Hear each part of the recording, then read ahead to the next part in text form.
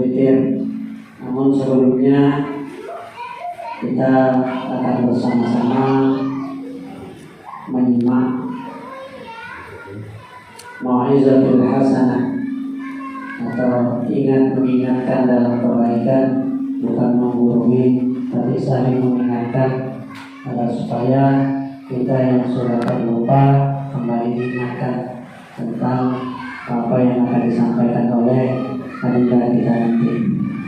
Untuk mempersingkat waktu, acara peringatan Nuzulul Quran pada malam hari ini langsung kita isi dengan tausiah atau wa'izatul hasanah, nasihat menasihati dalam kebaikan, yang dalam hal ini akan disampaikan oleh Ustaz Muhammad Fadil Ali. Beliau adalah salah satu pengasuh pondok pesantren yang ada pondok pesantren Tahfidzul Quran di Bagan Peti. Beliau juga hari ini pondok pesantren Gontor dan melanjutkan pendidikan S1 dan S2-nya di UIN STS Jambi.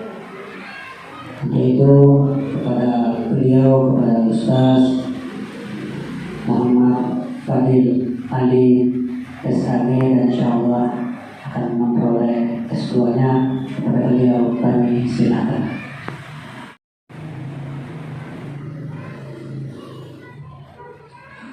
Bismillahirrahmanirrahim. Uhayyikum tahiyatan khairan tahiyatil khalidan mubarakah. Assalamualaikum warahmatullahi wabarakatuh. Alhamdulillah nahmaduhu wa nasta'inuhu wa nastaghfiruh wa na'udzu billahi min shururi anfusina wa min sayyiati a'malina. Man yahdihillahu fala mudilla lahu wa man yudlilhu fala hadiya lahu. Syahrul Ramadan alladzi unzila fihi al-Qur'an hudan lin-nas wa bayyinat wal huda wal furqan. Amma ba'd. Hadirin jamaah yang dirahmati Allah Subhanahu wa taala. Syahrul Ramadan adalah bulan di mana penuh keberkahan. Syahrul Ramadan tidak hanya bulan yang penuh berkah, namun syahrul Ramadan adalah diturunkan sebuah ayat suci Al-Quran yang mana di dalamnya penuh penjelasan dan petunjuk bagi siapa yang dikehendakinya. Pada kesempatan ini saya Al-Bakir tidak bermaksud untuk menggurui apa-apa. Kita sama-sama usikum wa yayasan mengingatkan untuk menuju ke jalan yang benar. Ud'u an-nasa bi rabbika bil hikmati wa jadilhum billati hiya ahsan. Syahrul Ramadan diambil dari kata Ramadan. Ramadan artinya membakar. Membakar apa? Jiwa-jiwa yang telah kita lakukan, mengotori jiwa-jiwa kita. Sehingga apa? Pada bulan suci Ramadan Allah turunkan Al-Quran sebagai apa? Syifa. Bukan sekedar penyembuh, akan tetapi sebagai penyembuh dari jiwa-jiwa yang kotor. Sebabnya apa? Dijelaskan di dalam Al-Quran, fa'alhamaha fujuraha wa taqwaha. Kita diilhamkan antara pertama kebaikan, yang kedua fujur, yaitu keburukan. Bagaimana kita bisa mendapatkan kesenangan? Qad aflaha man tazakkaha. Kalau kita ingin mendapat suatu kemenangan, maka sucikan diri kita, terutama yaitu membaca Al-Quran. Al-Quran sendiri diturunkan oleh Allah Subhanahu wa taala. Diturunkan tidak secara langsung, akan tetapi Dia menurunkan ayat Al-Quran dengan cara apa? Berangsur-angsur. Inna nahnu nazzalna ilaikal Quran tanzila. Artinya apa? Diturunkan berdasarkan kebutuhan yang Nabi Muhammad SAW memerintahkan kepada umatnya. Ketika memerintahkan kepada umatnya, beliau tidak bisa menjawab, maka Al-Quran diturunkan. Bapak-bapak, ibu-ibu dan sahabat Allah Subhanahu wa taala. Apa hikmah di balik nuzul Quran ini? Yang pertama, Al-Quran diturunkan sebagai mubarak, Kitabun anzalnahu ilaika mubarak liyadabbaru ayati wa yatadakkaru ulul albab. Di dalam ayat ini menjelaskan dua konteks ataupun menjelaskan dua perumpamaan. Kita sebagai orang yang yatadabbaru Al-Quran, membaca Al-Quran dengan cara memahami atau merenungi. Ada suatu kisah yang menarik bagi saya, kisah Imam Ahmad ketika dia bermimpi ketemu Allah Subhanahu wa Ta'ala. Yang mana apa yang dikatakan oleh Imam Ahmad? Imam Ahmad berkata, "Ya Allah, kaifa ana ataqarrab ilaik?" Bagaimana saya mendekatkan diri kepadamu ya Allah? Allah menjawab, "Bikalami, bikalami." Kalam artinya apa? Ucapan. Maka Al-Quranlah sebagai jawaban. Kalamullah. Terus bagaimana ya Allah? Terus Allah menjawab, "Kamu tidak paham ataupun memahaminya, aku tetap dekat bersamamu." Maka ketika orang membaca Al-Quran hanya sekedar membaca, tidak memahami maknanya, sama-sama mendapat kebaikan. Apalagi orang yang memahami dan mentadabburi Al-Quran, maka dia mendapatkan dua kebaikan, membaca dan memahami. Apalagi di bulan suci Ramadan, bulan dilipat gandakannya suatu pahala, bulan di mana diturunkan keberkahan. Kenapa bulan Ramadan itu berkah? Karena diturunkannya Al-Quran. Sebagaimana tadi ayat Al-Quran surah Al-Qadar, "Inna anzalnahu fi lailatul qadar." Apa itu malam Lailatul Qadar? Malam yang penuh keberkahan, bukan saja diturunkan kepada umat manusia, tapi semua makhluk yang ada di muka bumi ini. Saya mengalami yang namanya bagaimana membaca Al-Quran itu merubah jiwa kita. Saya dulu semasa kecil paling malas yang namanya membaca Al-Quran, apalagi belajar Al-Quran. Tetapi setelah saya memahami Al-Quran, belajar membaca Al-Quran, tidak sekedar membaca, tapi memaknai. Saya melihat Al-Quran itu ibaratnya teman ngobrol. Kenapa contohnya? Zalikal kitabu la raiba fihi hudan lil muttaqin. Kita diajak berbicara sama Al-Quran itu. Terus kita ngomong, siapa itu Al-Quran al-muttaqin? Alladzina yu'minuna bil ghaib wa yuqimuna as-salata wa mimma razaqnahum yunfiqun. Kemudian Al-Quran menjelaskan lagi, memberi pesan pada kita, kalau kita sudah mengimani ini, mengimani semua apa yang diperintahkan Allah, maka apa? Ulaika lahum min rabbihim wa ulaika humul muhtadun. Diberi petunjuk, bukan sekedar itu, tapi juga diberi kesenangan, yaitu surganya Allah. Begitu juga dengan kita sekarang malam ini. Malam 17 Ramadan bukan hanya sebagai bulan yang mana kita peringati setahun sekali, akan tetapi syahr Ramadan yang mana kita rayakan hanya sekedar untuk beribadah, tidak sebatas itu. Tapi bulan suci Ramadan tempat kita kayak sekolah, Pak, kayak sekolah. Kenapa? Di ujung ayat la'allakum tattaqun. Artinya apa? Ketakwaan. Untuk mencapai ketakwaan, Al-Quran menjelaskan, kerjakanlah apa yang telah ditentukan. Ya ayyuhallazina amanu kutiba alaikumus syiyam. Kata kutiba itu artinya menetapkan, ketetapan, kewajiban kita untuk melaksanakan ibadah puasa. Maka dari itu, ibadah puasa yang dibarengi dengan suatu ibadah-ibadah lain, maka itulah disebut dengan suatu keberkahan. Bukan sekedar kita sholat tarawih, kemudian kita meninggalkan hal-hal yang sunnah-sunnah seperti sholat duha, rawatib, apalagi qiyamul lail, sholat tasbih. Insya Allah dalam hadis dijelaskan, man qala qiyamul lail maka diampunkan dosanya, ghufralahu ma taqaddama min dzambi, akan diampuni dosa-dosa yang telah lalu. Begitu nikmatnya kita menjadi orang Islam yang mana kita diberikan keberkahan, pemukjizatan berupa Al-Quran. Yang kedua, bagaimana cara kita mendidik anak-anak kita supaya menjadi ahlul Quran. Ahlul Quran bukan hanya sebagai penghafal Quran. Belum tentu ahlul Quran yang hafal Quran menjadi ahlul Quran, tidak. Bisa saja orang yang sekedar membaca dia menjadi ahli Quran. Apa dalilnya yang tadi saya sebutkan? Yang mana Imam Ahmad bermimpi ketemu Allah, ya Allah, siapa orang yang dekat padamu? Orang yang paham atau yang tak paham? Artinya apa? Di sana kalau orang menghafalkan justru dia memahami ayat Al-Quran. Sedangkan orang yang membaca, dia hanya membaca tapi tidak memahami. Apakah dia mendapatkan kebaikan seperti apa yang dihafal oleh orang itu? Sama-sama saja. Yang penting dia menanamkan jiwa di dalam hatinya supaya membaca Al-Quran bukan sekedar membaca, tetapi sebagai pedoman. Karena dijelaskan wabayyinat wal huda. Artinya apa? Penjelasan yang dijelaskan dalam Al-Quran itu sebagai bentuk cinta kita kepada Allah Subhanahu Wa Taala. Begini Pak, bagaimana cara kita mencintai Allah dengan mudah tanpa kita beribadah dan susah payah? Ya dengan Al-Quran. Kenapa? Begini ceritanya. Di dalam surah Al-Alaq, Allamal insana bil qalam. Al-Quran diturunkan pada saat itu Allah menyuruh pada Al-Qalam. Ya Qalam, tulislah. Apa yang ditulis? Aktub. Ya Allah, apa yang saya harus tulis ya Allah? Bismillahirrahmanirrahim.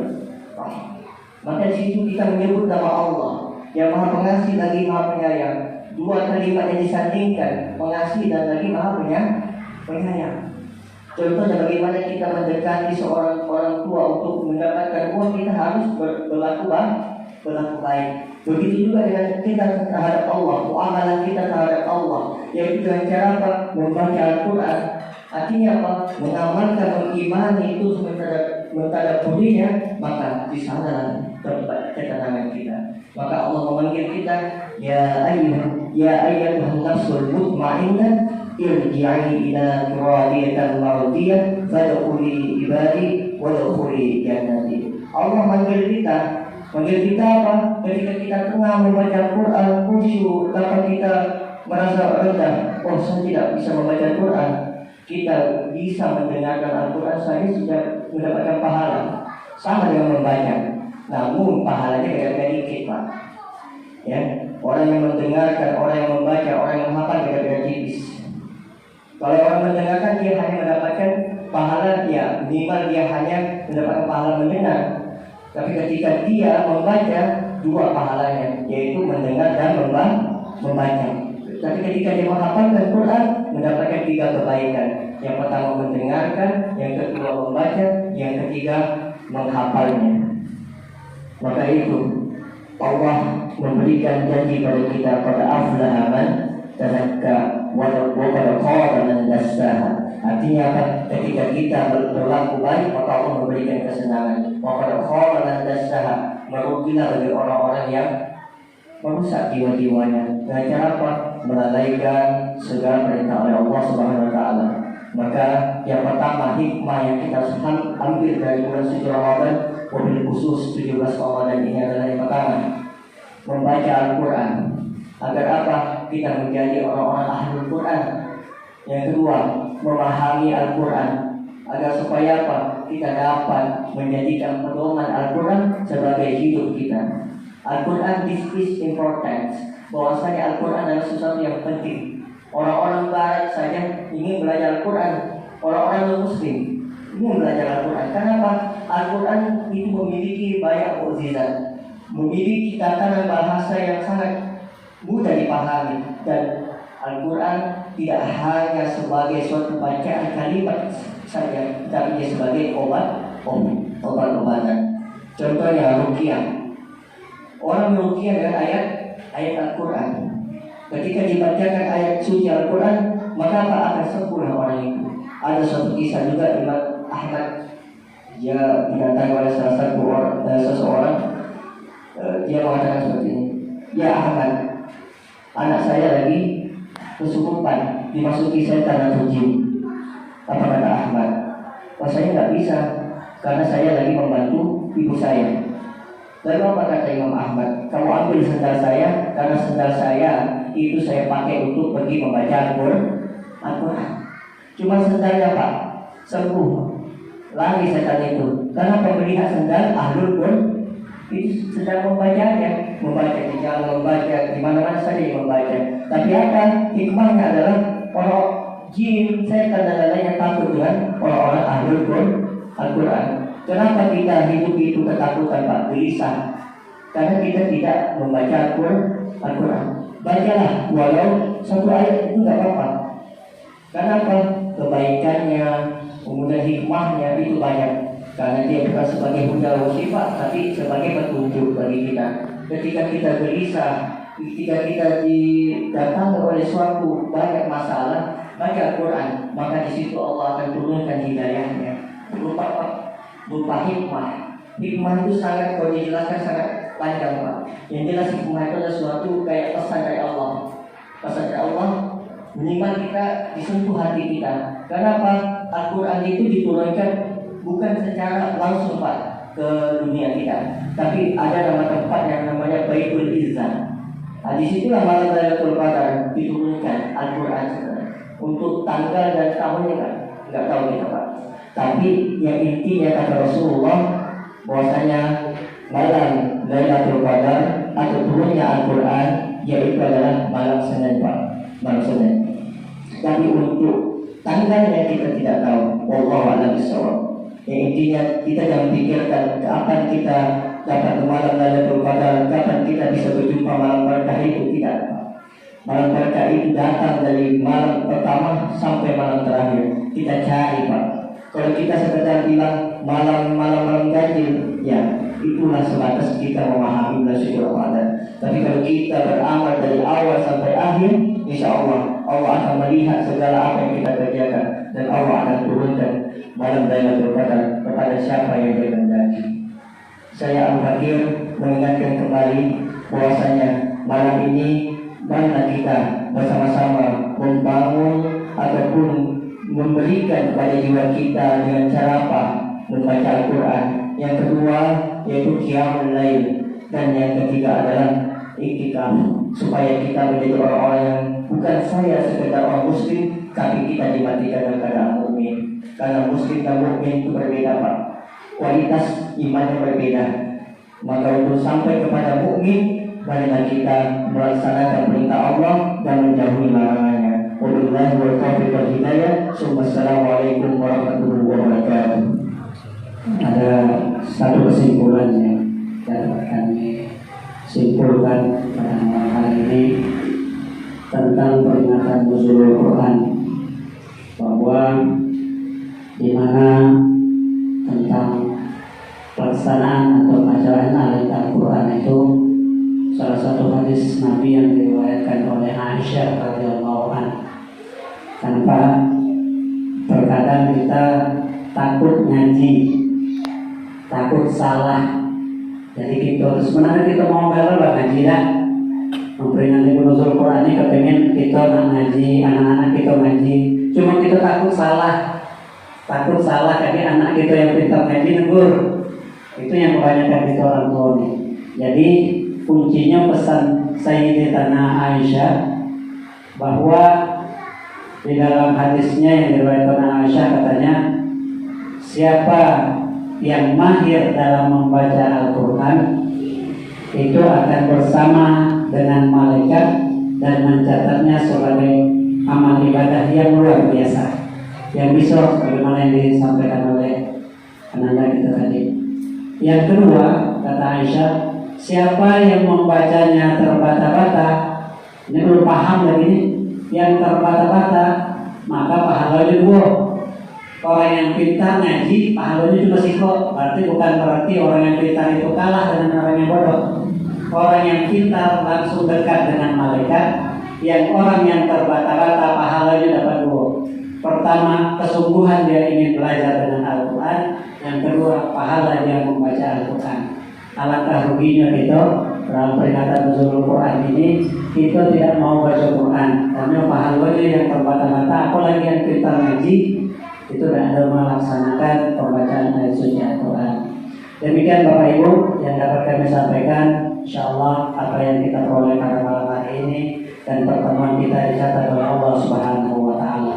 Dan setelah salat Idul nanti kami ucapkan terima kasih kepada ibu-ibu jamaah yang telah membawa makanan kepada kita semua. Mari kita sama-sama menikmati hidangan setelah sholat witir nanti, jangan pulang dulu karena nanti ada yang makan kalau kita balik duluan. Terima kasih. Billahi taufiq wal hidayah. Assalamualaikum warahmatullahi wabarakatuh. Salatu lillahi sabaqullah, la ilaha illallah, Muhammadur Rasulullah sallallahu alaihi wasallam. Allahumma shalli ala sayyidina Muhammad. Allahumma shalli ala sayyidina wa maulana Muhammad. Allahumma shalli ala sayyidina wa nabiyyina wa habibina wa safina wa zuhrina wa maulana Muhammad sallallahu alaihi wasallam.